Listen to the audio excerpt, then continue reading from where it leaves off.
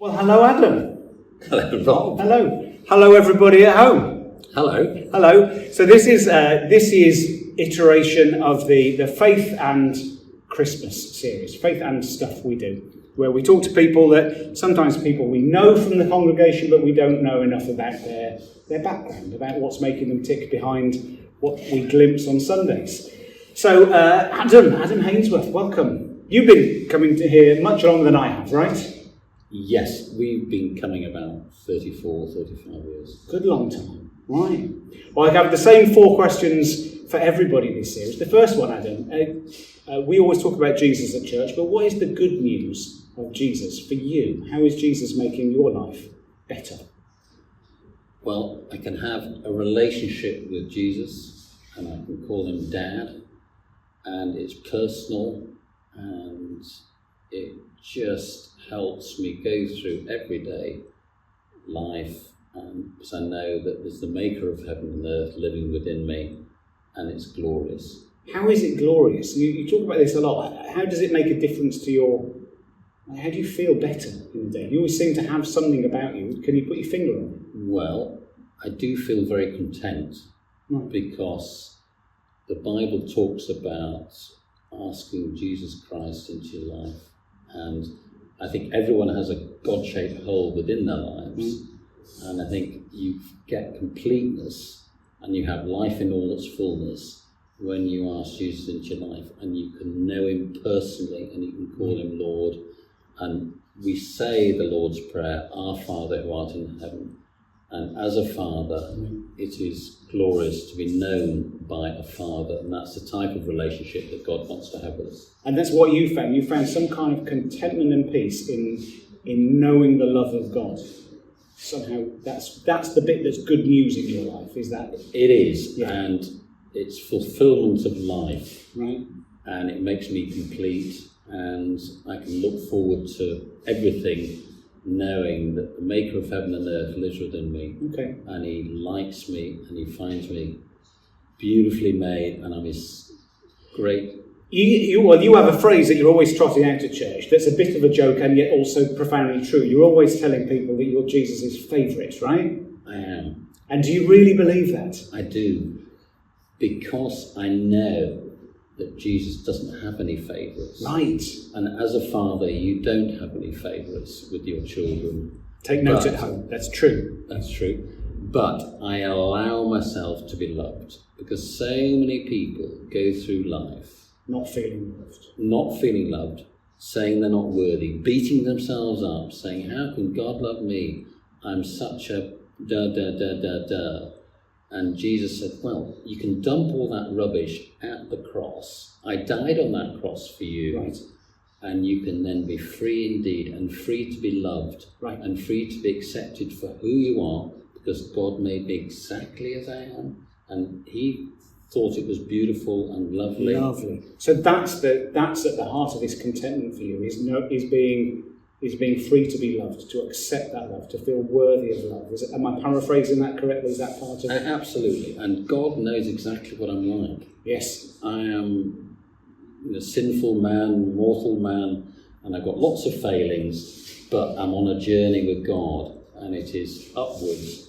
And yes. And it is gracious. That's that church word you use, isn't it? It is gracious, and it is going up and down, but every day that goes by, hopefully, I'll end up more and more with a better relationship with God, and more content. And being more and more the Adam you could be. Could be, and little, Christianity is about Christians on earth, and we're trying to be little Jesuses on earth, acting what would Jesus do on earth. Right. And so I try and act accordingly. I fall down regularly.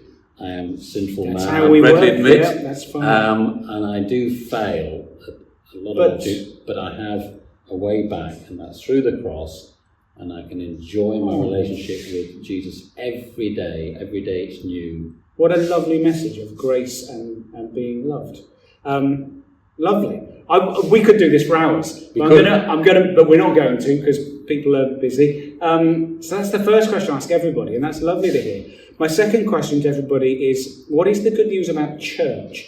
What do you get about coming here, this place, these people, that is good news in your life. Well, I'm glad you said people, because church, yes, it's a building. It is, and a lovely one. It's a lovely building, and yeah, it is nice. But church is the people. Yes, if they knocked it down tomorrow, we'd still be here. Correct. And so my brothers and sisters, anyone who's a believer is a brother and sister. And so it's nice to come and have fellowship, worship God with my brothers and sisters, and I can enjoy their characters, I can enjoy their children, I can enjoy their grandparents, because we've all got something to offer. It's that big church family thing. It is, yeah. And famously, I suspect you don't agree with lots of people about lots of things here, which is in fact true of all of us, isn't it? Correct, yeah. And yet it works, doesn't it? It does work, because it's tolerance. We're all different. We're all gloriously made in God's image. And if God thinks we're acceptable, who am I to say, ooh, they're because not part of? All these people that we disagree with, they're Jesus' favourites too, right? Correct. That little mantra is surprisingly so powerful. we can enjoy having a difference, and we can do it with humour, and we can get people to try and think differently and put yourself in someone else's position. Yeah. So you then think, because we're on this journey, and we're over the years, I've changed my outlook and my standing on a number of different things. Yeah. On many things, as I gradually grow. As you should. Right? Your faith should look different as you look different in different bits of your life. But it's the best bit about church has been that rubbing along with, being exposed to and loving people that you might not choose, perhaps, but this is the family of God. That's at the heart of the good news of church. And you know, we've got all different sorts of types of people here. Yep. And it's so nice to be able to share their lives, experiences, their lives, what they're going through. And it's a privilege, because being others orientated, it takes life off yourself. Yeah, it takes the pressure off. And it's more interesting, because otherwise too much of self, it gets you very bored. Yes. Inward looking. I think that's a really useful place to move on as well, because one of the things we do in these little videos is talk to people about work, and you don't work anymore. You step back from your paid employment, and you have found a way to fill your time. I'd love to. We can have a whole conversation about that sometime. But you volunteer and help out down at the Lighthouse Church, and I would love to hear more about what on earth that is and what drew you to that peculiar way of being church. Well, the Lighthouse Church is linked to St George's Crypt in Leeds, and they have a ministry to look after the ones that have... Those beset by the storms of life, they say, don't they? Correct. So people have got mental health issues, drug, alcohol things. Often the homeless, and people that society says, you smell, I don't like you, the way that you look, the way that you behave, you're rejected and keep well away from us. People who would struggle to believe they're anybody's favourites, perhaps. Absolutely, because society has rejected them, and they behave as though society has rejected them, and then it reinforces. So what drew you to that? How did you bump into that after stepping out from work? I went on a retreat, and God put the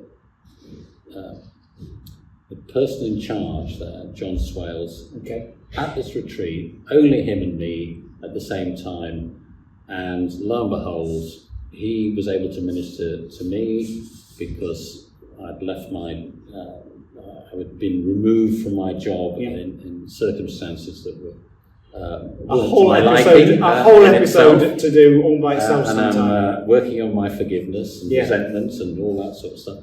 And he was there, he was able to minister to me, and he said, well, why don't you spend a bit of time at the Lighthouse Church and help us just getting alongside the people who have not. And I've been there for 2.5 years.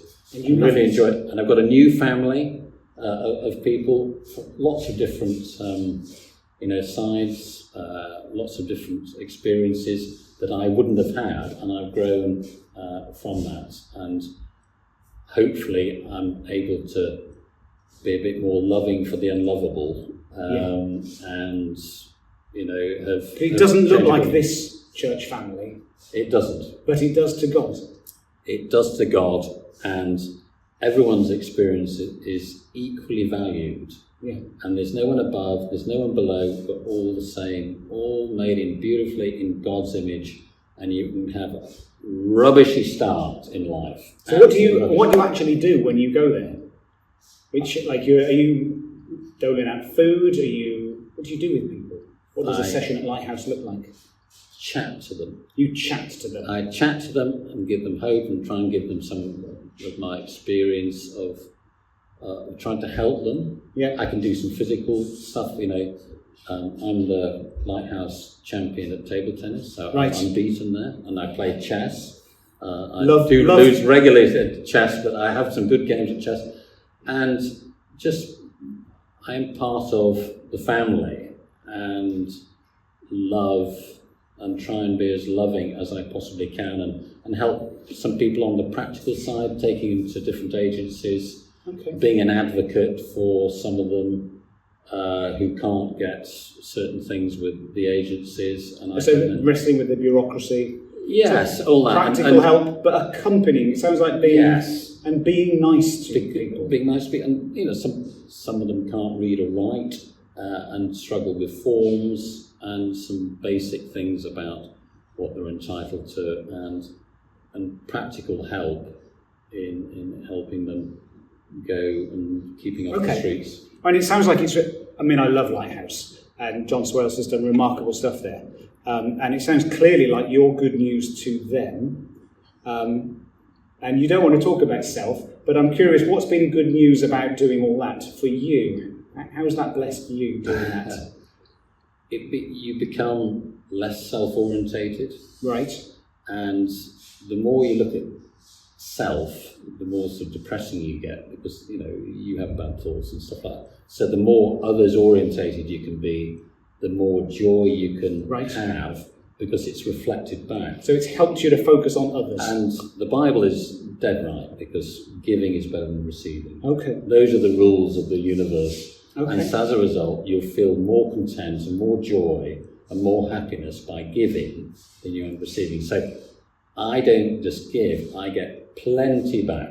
Absolutely plenty. And, and my brothers and sisters and, whatever the mood they're in, or whether you've got a whole new family. A whole new family, and some of them come in and they're a bit worse for wear for drink, and they've fallen a bit, but you can build them up and say, right, come on, okay, next time. And that feels good.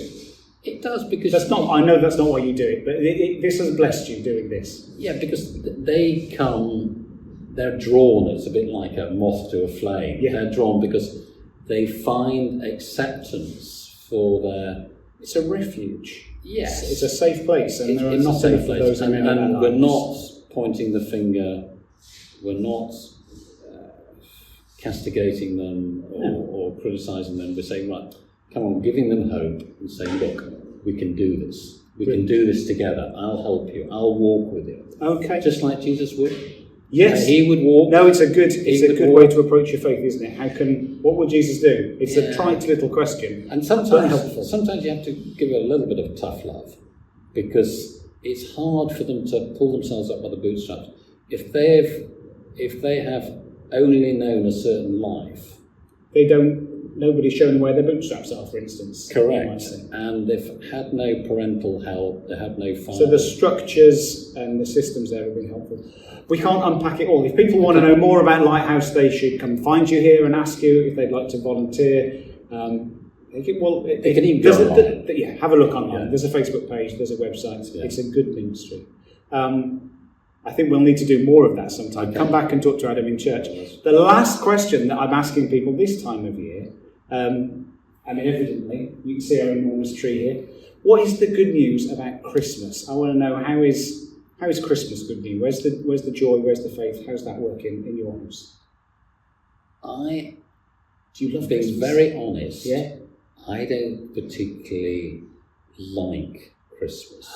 I know. Fancy saying that to a vicar in a church. I know. No, that's fine. It's because I think often we lose sight, not within church itself, but the rest of the community, and the world loses sight of Christmas, and it's all about Yeah, Christmas gifts, it can and it's happen. all about. It's very cheesy for me, but what it's and why it's attractive to people is that God-shaped hole within. It cries out, "Oh, I wish it was filled." Yeah. Oh, I'll try and fill it with materials. I'll try and fill it with Yeah. food. I'll try and fill it with something. Sure.